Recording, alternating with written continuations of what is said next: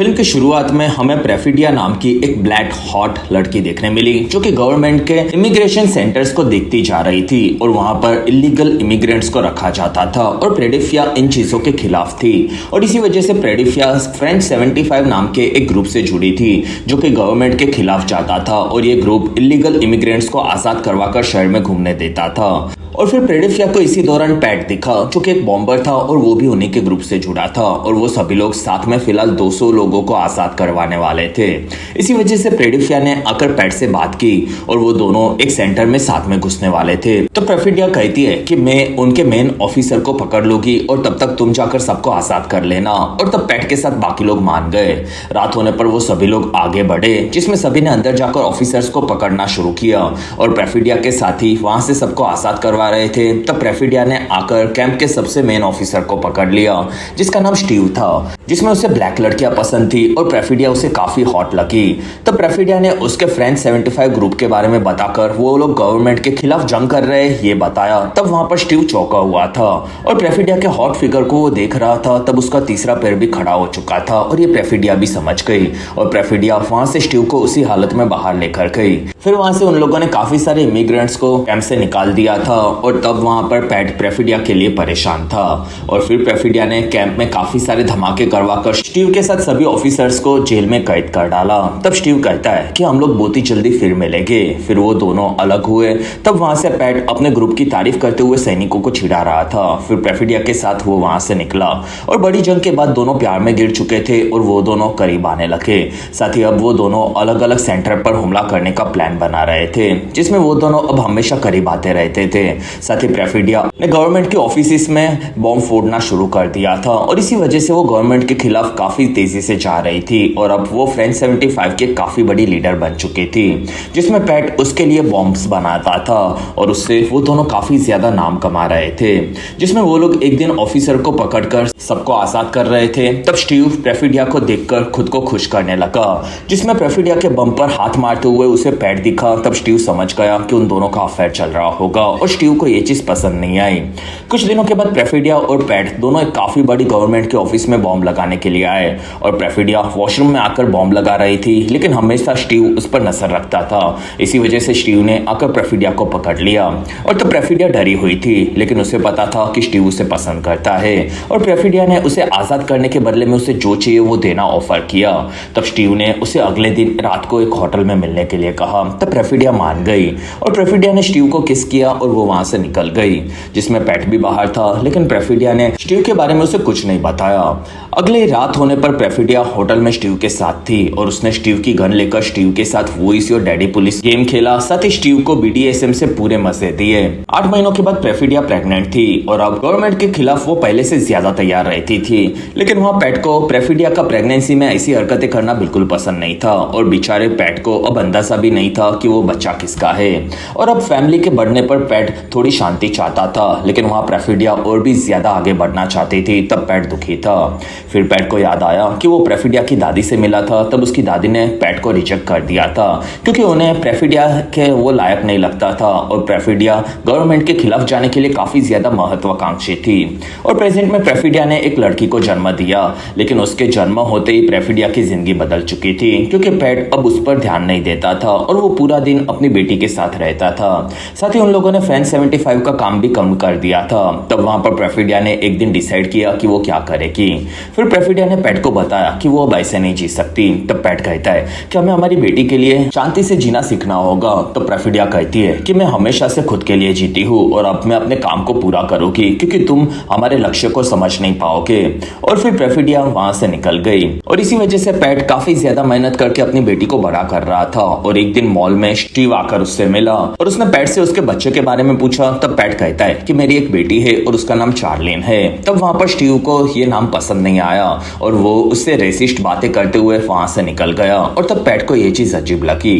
2 महीनों के बाद फ्रेंच 75 ग्रुप की काफी सारी लड़कियों ने एक बैंक में चोरी की और वहां पर काफी सारे लोगों को पकड़ लिया और वहां पर ब्लैक कैट नाम की एक जवान लड़की थी जो कि काफी ज्यादा खूंखार थी और वहां पर गार्ड्स के बार बार हिलने पर प्रेफिडिया ने एक को मार दिया था जो कि उसे नहीं करना चाहिए था और इसी वजह से प्रेफिडिया उसकी टीम के साथ वहां से भाग रही थी। तब उनके पीछे काफी सारे ऑफिसर्स पड़े थे और एक काफी बड़ी चेस सीन के बाद प्रेफिडिया को ऑफिसर्स ने पकड़ लिया।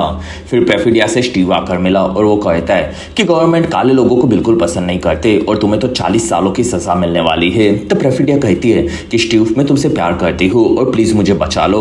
तब स्टीव कहता है कि बदले में हमेशा तुम्हें मेरे साथ रहना होगा, साथ ही तुम्हें अपने साथियों को पकड़वाना होगा। दूसरी तरफ पैट उसकी बेटी चार्लिन के साथ था और उन्हीं के ग्रुप से टेक जीनियस मार्क नाम का एक लड़का था, जिसने पैट को काफी सारे डिवाइसेस दिए और एक नई आइडेंटिटी कवर करने के लिए दी, जिससे वो ऑफिसर से बच सके। और असल में प्रेफिडिया के चलते अब फ्रेंच 75 के लोगों को ढूंढ ढूंढ कर जेल में डाला जा रहा था। और अब पैट का नया नाम बॉब और उसकी बेटी का नाम विला था, और विला उसकी माँ को जन्म देकर मारी गई थी, ये भी उनकी नई आइडेंटिटी में था। फिर पैट प्रेफिडिया के परिवार से मिलकर विला के साथ वहां से निकल गया।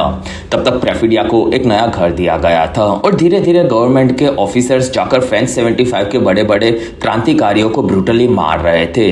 लेकिन उनके जाते ही फ्रेंच 75 के दूसरे लोग उस ग्रुप को संभालने लगे थे और ये ग्रुप कभी भी पूरा बंद नहीं हुआ था। और इसी वजह से स्टीव को भी प्रमोट कर दिया गया था, साथ ही उसे काफी सारे अवार्ड्स मिल रहे थे, जिसके चलते स्टीव काफी खुश था। लेकिन प्रेफिडिया ये न्यूज देखकर खुश नहीं थी और कुछ दिनों के बाद स्टीव उससे मिलने के लिए घर पर आया। तब प्रेफिडिया ने उसे एक लेटर दिया था और कहा था कि मैं किसी की गुलाम बनकर नहीं रह सकती, जिसमें प्रेफिडिया वहां से निकलकर एक नए देश में नई आइडेंटिटी के साथ जिंदगी जीने के लिए चली गई थी। और अगर आप अभी तक इस वीडियो को एंजॉय कर रहे हो तो प्लीज इस वीडियो को लाइक, कमेंट और शेयर, साथ ही चैनल को सब्सक्राइब जरूर करें। और इस वीडियो पर मेरा 10,000 लाइक्स का टारगेट आपको कैसे भी खत्म करना होगा।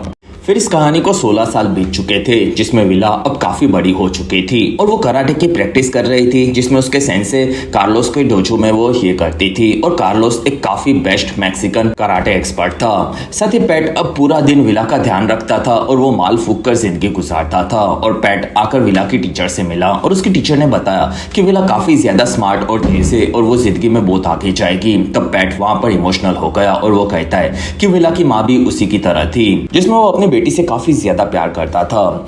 दूसरी तरफ हमें इमिग्रेशन कैंप्स नजर आए, जो कि पहले से अब काफी बड़े हो चुके थे और उन सभी को अभी भी स्टीव संभालता था, जो कि अब एक नाम ऑफिसर से कर्नल स्टीव बन चुका था।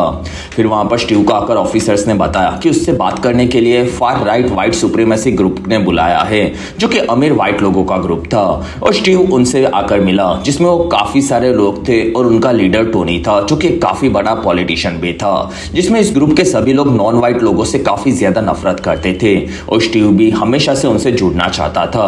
तब टोनी को भी उसका प्रोफाइल पसंद आया था, क्योंकि स्टीव ने काफी सारे इमिग्रेंट्स को मार रहा था और सजा भी दिलवाई थी और वो लोग चाहते थे कि स्टीव आगे उनके साथ काम करे।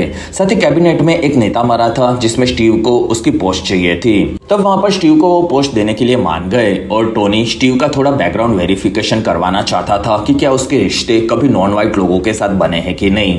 तब स्टीव कहता है कि नहीं, मेरा ऐसा कोई रिश्ता नहीं बना। और तब टोनी कहता है कि हम लोग नहीं चाहते कि आपके मिक्स ब्रीड के बच्चे हो, साथ ही हम लोग सिर्फ व्हाइट लोगों को ही हमारे ग्रुप से जोड़ना चाहते हैं और इसी वजह से हम लोग आपके पूरे बैकग्राउंड को चेक करवाएंगे और उसके बाद आपको पोस्ट मिल जाएगी। तब स्टीव मान गया, लेकिन फिर स्टीव की फटी पड़ी थी, क्योंकि उसे पता था कि प्रेफिडिया के साथ उसका बच्चा था और अगर टोनी को इस बारे में पता चला तो वो उसे ग्रुप में नहीं लेगा। दूसरी तरफ मार्क अभी भी फ्रेंच 75 ग्रुप का रेडियो स्टेशन को छुपकर चला रहा था और तब उसे स्टीव के साथ ऑफिसर्स ने आकर पकड़ लिया और वो लोग उसे वहां से लेकर निकले। तब बच्चों ने ये देख लिया और उन्होंने आकर रेडियो पर मार्क के अरेस्ट होने के बारे में सबको बता दिया, जिससे फ्रेंच 75 ग्रुप के जो भी लोग मार्क से जुड़े हुए थे उन सभी को बचाया जा सके और उनमें से एक हमारा पैट भी था। तब मार्क से ऑफिसर्स ने उसके साथियों के बारे में पूछना शुरू किया और तब वो पैट के बारे में खास करके जानना चाहते थे, क्योंकि ये स्टीव ने कहा था। लेकिन मार्क ने उन्हें झूठे नाम देना शुरू किया। तब ऑफिसर्स ने उसे धमकाया कि वो मार्क की बहन पामेला के परिवार को भी उसके साथ फंसा सकते हैं और तब मार्क ने उन्हें सारी जानकारी दे दी, जो कि ऑफिसर्स ने आकर स्टीव को दी। और अब पैट दूसरे शहर में बॉब नाम से उसकी बेटी विला के साथ छुपा हुआ था। इसी वजह से स्टीव को कैसे भी आकर विला को भी ढूंढना था।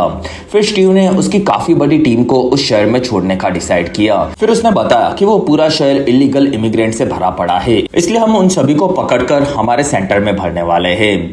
दूसरी तरफ हमें विला नजर आई, जो कि जंगल में एक घर में रहती थी। तब अंदर पैट ने उसे संभल कर रखा था। फिर पैट ने ऊपर जाते हुए हेलीकॉप्टर को देखा, जिसके अंदर स्टीव और पूरे शहर को साफ करने के साथ साथ पैट और विला को भी पकड़ने के लिए आया था। फिर वहां पर विला ने आकर पैट को बताया कि वो स्कूल पार्टी के लिए जाने वाली है और तब पैट उसे कहता है कि मैंने तुम्हारी माँ के बारे में तुम्हें सब बताया है, साथ ही मैंने तुम्हें फ्रेंच 75 की पूरी जानकारी दी है जिसके कोड तुम्हें हमेशा याद रखने होंगे। तब विला कहती है कि डैड मुझे वो सभी कोड हमेशा से याद है। तब पैट ने देखा कि वहां पर उसके दोस्त भी आए थे। तब पैट ने उन सभी को धमकाया और कहा कि अगर मेरी बेटी के साथ कुछ भी उल्टा सीधा किया तो मैं तुम्हारी माँ के साथ भी वही करूंगा।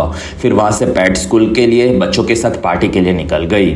फिर विला स्कूल की पार्टी में थी। तब वहां पर मार्सी नाम की एक औरत आकर उससे मिली और उसने कोड बोला और वो कोड विला को पैट ने बताया था जो कि उनके ग्रुप का था और वो उनका सेफ कोड था जिससे वो मार्सी पर भरोसा कर सके। तब मार्सी ने बताया कि तुम्हारे ऊपर काफी बड़ा खतरा आने वाला है, इसलिए तुम्हें बचाने के लिए मुझे भेजा गया है और तुम्हें मेरे साथ चलना होगा और मैं तुम्हारे मॉम डैड के साथ काफी पहले काम कर चुकी हूँ। तब विला मान गई। तब तक पैट अपने घर पर था और उसे वहां पर फोन आया जो कि फ्रेंच 75 से था और उन्होंने बताया कि ऑफिसर्स को उनके बारे में कुछ पता चल चुका है जो कि कुछ ही देर में उसके घर पर आने वाले हैं और अब उन्हें पैट से सिक्योरिटी कोड चाहिए था। तब पैट कहता है कि मैं वो कोड को भूल चुका हूँ क्योंकि मुझे वो सालों पहले बताया गया था। और तब सामने वालों ने कहा कि विला को हम हमारे सेफ हाउस लेकर जा रहे हैं और अगर तुम्हें वहां पर जाना है तो तुम्हें कोड बताना होगा। तब पैट परेशान हुआ क्योंकि उसे कोड याद नहीं था और तब वहां पर सामने से बताया गया कि मार्क को पकड़ लिया गया है और उसने ही पेट का नाम बताया है। तब पैट इस चीज से भड़क गया और अभी भी उसे कोड याद नहीं आ रहा था। तब सामने वालों ने पैट पर भरोसा करने से मना कर दिया। वहीं पर काफी सारे ऑफिसर्स दरवाजा तोड़कर घर के अंदर घुसे, लेकिन तब तक पैट सुरंग से दूसरी तरफ निकल चुका था और फिर वो बाहर आकर फिर से फ्रेंच 75 के कॉल सेंटर में बात कर रहा था। तब वहां पर उन्होंने फिर से कोड के बिना कुछ भी बताने से मना कर दिया। तब तक कार्लोस अपने डोजो के अंदर था। वहां कार्लोस की पत्नी का फोन आया और उसने कहा कि ऑफिसर सभी इमिग्रेंट्स को ढूंढ रही है तो हमें संभल कर रहना होगा। तब कार्लोस मान गया। वहीं पर पैट आकर कार्लोस से मिला जो कि उसके पुराना दोस्त था और वो दोनों एक दूसरे के बारे में सभी चीजें जानते थे, जिसमें कार्लोस ने उसके डोजो के ऊपर बिल्डिंग में कई 100 इमिग्रेंट्स को छुपाया था। फिर वहां पर पैट ने कार्लोस को सभी चीजें बताई, साथ ही उससे हथियार मांगे। दूसरी तरफ ऑफिसर्स ने विला के दोस्तों से बात की। तब उन्हें पता चला कि विला के पास एक फोन था जो कि वो छुपकर यूज करती थी और उसने इस बारे में किसी को नहीं बताया था, जिसके बारे में पैट को भी नहीं पता था। तब तक मार्सी और विला सेफ हाउस जा रहे थे और मार्सी ने विला से पूछा कि क्या तुम्हें स्टीव और तुम्हारी माँ के बारे में सब चीजें पता है। तब विला कहती है कि स्टीव नाम के ऑफिसर ने मेरी माँ को मारा था, ऐसा डैड ने बताया था। तब मार्सी ने विला को सभी चीजें सच सच बता दी। तब तक स्टीव ने पूरे शहर में आतंक फैला कर रखा था और सभी लोग उसके खिलाफ जा रहे थे। तब तक कार्लोस ने उसके सेंटर में सभी इलीगल इमिग्रेंट्स को छुपाने की तैयारी की और वहां पर वो उन्हें एक रूम के अंदर कैद कर रहा था। तब पैट ने फिर से सेफ हाउस के बारे में फोन लगाकर सेंटर में पूछा और उसे सेफ हाउस की लोकेशन चाहिए थी। तब सामने वाले ने फिर से कोड देने के बिना कुछ भी बताने से मना कर दिया। तब पैट ने उसके बॉस से बात की जो कि मैट था। तब पैट कहता है कि मैट मेरे भाई, तुम जानते हो कि मैं कौन हूँ। और तब मैट ने पूछा कि मुझे किस टाइप की लड़कियां पसंद है। तब पैट कहता है कि मैक्सिकन। और तब मैट उसे पहचान गया और मैट ने सेंटर वालों को बताया कि पैट उनका एक काफी बड़ा हीरो था और उसने पैट को एक चर्च का एड्रेस दिया। तब तक बिल्डिंग में ऑफिसर्स घुस रहे थे और तब कार्लोस की टीम सभी इमिग्रेंट्स को छुपा रही थी और कार्लोस ने वहां पर पैट को एक गन दी और उसके आदमी के साथ छत से भागने के लिए कहा। तब पैट उन जवान लड़कों के साथ बिल्डिंग से कूद कूद कर आगे बढ़ रहा था, लेकिन फिर वो एक बिल्डिंग से नीचे गिर पड़ा और तब ऑफिसर्स ने उसे वहीं पर पकड़ लिया। तब तक बंद चर्च में मार्सी ने विला को आकर एक रूम में छुपा दिया था, जिसमें वहां पर काफी सारे नन्स उनके मिशन के लिए तैयार होती थी। दूसरी तरफ टोनी उसके घर के अंडरग्राउंड ऑफिस में आया और वहां पर उसके साथियों ने बताया कि हमने स्टीव की पूरी जानकारी निकाली है और हमें पता चला है कि स्टीव का फ्रेंच 75 नाम के ग्रुप की एक ब्लैक लड़की के साथ अफेयर था और शायद वो लड़की प्रेग्नेंट थी, तो शायद स्टीव का बच्चा भी हो सकता है और वो दोनों माँ बेटी ब्लैक थे। तब टोनी कहता है कि ये चीज हमें पहले कैसे नहीं पता चली। तब उसके साथियों ने बताया कि ये चीज काफी कम लोगों को पता थी और स्टीव ने बाद में उस लड़की की मदद से काफी सारे लोगों को मारा था। और तब टोनी कहता है कि फिर तो हमारे कॉन्ट्रैक्ट किलर को हमें स्टीव और उसकी बेटी को मारने के लिए भेजना होगा। तब बाकी सभी लोग मान गए। दूसरी तरफ हमें विला नजर आई जो कि अब उसकी माँ की तरह बन चुकी थी और वो बाकी नन्स और मार्सी के साथ लड़ाई की प्रैक्टिस भी करती थी। और तब मार्सी ने विला को उसकी माँ के बारे में सभी चीजें बताना शुरू किया, जिसमें वो एक काफी ज्यादा स्मार्ट औरत थी। तब तक ऑफिसर ने पैट से पूछताछ करना शुरू किया और उन्हें पैट के बारे में असल में स्टीव के ना होने के चलते कुछ नहीं पता था। तब पैट वहां पर बीमार होने की एक्टिंग करने लगा और तब उसे हॉस्पिटल में बांधकर छोड़ा गया। तब एक नर्स ने पैट को आजाद कर दिया, जिसमें वो असल में कार्लोस के लिए काम करती थी। और पैट वहां से भागकर कार्लोस से नीचे मिला और वो दोनों वहां से आगे बढ़े। दूसरी तरफ स्टीव को विला के फोन से चर्च की लोकेशन मिल गई थी और कुछ ही देर में वो लोग चर्च में पहुंच गए। तब ये चीज मार्सी समझ गई। फिर मार्सी बाहर गई। तब ऑफिसर्स ने काफी सारी नन्स को मार दिया था और मार्सी के साथ कुछ को अरेस्ट भी कर लिया। फिर वहां पर विला को स्टीव के पास छोड़ा गया। तब स्टीव आकर विला को देख रहा था और अब वो जानना चाहता था कि क्या विला सच में उसकी बेटी है कि नहीं। और स्टीव ने उन दोनों का वहां पर डीएनए टेस्ट शुरू कर दिया। तब वहां पर विला को मार्सी से पता चल गया था कि स्टीव और उसकी माँ का एक बार अफेयर हुआ था और शायद वो उसकी बेटी हो सकती थी। और इसी वजह से विला ने बताया कि तुम मेरे डैड नहीं हो सकते और मेरे डैड असल में पैट ही है। वहीं पर मशीन से उन्हें पता चला कि विला असल में स्टीव की ही बेटी है और अब वो टोनी के ग्रुप से विला के जिंदा होने के चलते नहीं जुड़ सकता था। तब तक पैट और कार्लोस विला को बचाने के लिए आगे बढ़ रहे थे और कार्लोस ने पैट को चर्च के बाहर छोड़ा और पैट गन लेकर आगे बढ़ा। तब उसने देखा कि स्टीव विला को लेकर वहां से निकल रहा था और पैट ने स्टीव पर हमला कर दिया। तब बाकी ऑफिसर्स पैट की लोकेशन जानकर उस पर गोलियां चला रहे थे और इस चीज का फायदा उठाकर स्टीव वहां से निकल गया। फिर स्टीव वहां से दूर आकर एक जगह पर रैन नाम के उसके एक एक्स मिलिट्री ऑफिसर दोस्त से मिला, जिसमें वो विला को ठिकाने लगाने आया था। और रैन स्टीव का काम पूरा करने के लिए मान गया और वहां से विला को रैन के साथ छोड़कर स्टीव वहां से निकल गया। तब तक पैट उसी रास्ते पर आ रहा था और उसे वहां पर रैन की कार दिखी, लेकिन वो उसे छोड़कर स्टीव की कार के पीछे गया और स्टीव आगे बढ़ रहा था। तब टोनी के भेजे हुए मार्को नाम के किलर ने स्टीव पर हमला कर दिया और उसकी कार का वहीं पर एक्सीडेंट करवा दिया। फिर मार्को वहां से कार चेक करके निकल गया। दूसरी तरफ रैन ने विला को एक घर के अंदर छोड़ने का डिसाइड किया, जिसके अंदर सभी कॉन्टेक्ट किलर्स विला को मारने वाले थे। तब तक पैट ने रास्ते में मार्को की कार को देख लिया और फिर उसे स्टीव की कार दिखी। तब वो उसके अंदर विला को चेक करने के लिए गया, लेकिन कार के अंदर विला नहीं थी और स्टीव काफी बुरी तरह से घायल होकर मर चुका था। तब पैट ने बाहर आकर विला को ढूंढने का ट्राई किया। तब तक रैन ने आकर डिसाइड किया कि वो विला को मरने नहीं दे सकता, क्योंकि उसने गलत जगह पर उसे छोड़ा था और वहां के लोग लड़कियों का रेप करके उन्हें मारते थे।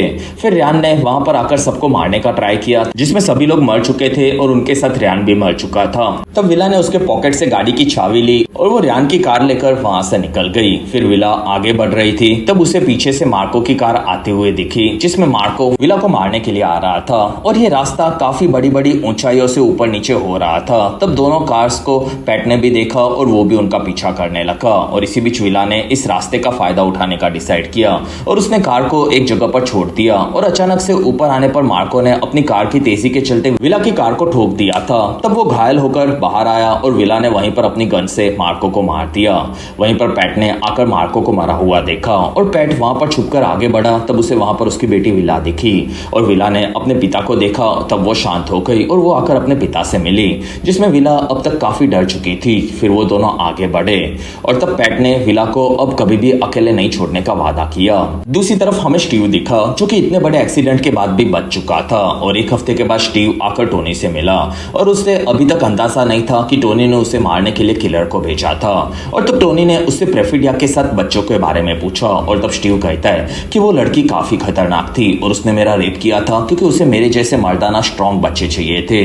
तब टोनी ने स्टीव को खुश करने के लिए उसकी बात मान ली और उन्होंने स्टीव को उसकी नई ऑफिस दी। तब स्टीव वहां पर काफी खुश था। फिर उसे अकेला छोड़कर वहां से सभी लोग निकल गए और तब वहां पर एक गैस छोड़ी गई, जिसके चलते स्टीव वहीं पर मर चुका था। फिर वहां पर कुछ लोगों ने आकर स्टीव की बॉडी को उठाया और उसे जलाकर पूरी तरह से खत्म कर दिया। दूसरी तरफ पैट ने विला को उसकी माँ के बारे में सभी चीजें बता दी थी। साथ ही एक लेटर भी दिया था, जो कि प्रेफिडिया ने उसकी बेटी के लिए कुछ वक्त के बाद छोड़ा था। तब उस लेटर को वहां पर विला ने पढ़ा और उसने प्रेफिडिया को कहा कि बेटा, मैं तुम्हारी माँ हूँ, जिसमें मैं हमेशा से तुमसे मिलना चाहती थी, क्योंकि मैंने तुम्हें काफी वक्त पहले ही छोड़ दिया था और शायद इसी वजह से मैं तुम्हारे सामने आने से भी डरी हुई थी। और मैं चाहती थी कि तुम जिंदगी में बड़ी होकर आगे बढ़ो। और मैं जब जवान थी तब मैं भी दुनिया बदलना चाहती थी, लेकिन मैं कोई खास उखाड़ नहीं पाई थी। और मैं चाहती थी कि तुम भी मेरे साथ यही करोगी, लेकिन अब मैं चाहती हूँ कि तुम्हें जो पसंद आए वही तुम जिंदगी में करो। और तुम्हारे डैड दुनिया के सबसे अच्छे आदमी आदमी है तो उनका साथ कभी भी मत छोड़ना। तब वहां पर विला आकर उसके पिता से मिली और अब वो दोनों बाप बेटे साथ में काफी ज्यादा खुश थे। कुछ दिनों के बाद विला ने पैट को फोन यूज करना सिखाया। फिर विला वहां से आगे बढ़ रही थी जिसमें वो अब फ्रेंड्स 75 ग्रुप से जुड़ चुकी थी और वो भी उसके माता पिता की तरह अब दुनिया में शांति लाने के लिए आगे बढ़ी। और इसी के साथ ही बेहतरीन फिल्म यहीं पर खत्म हुई।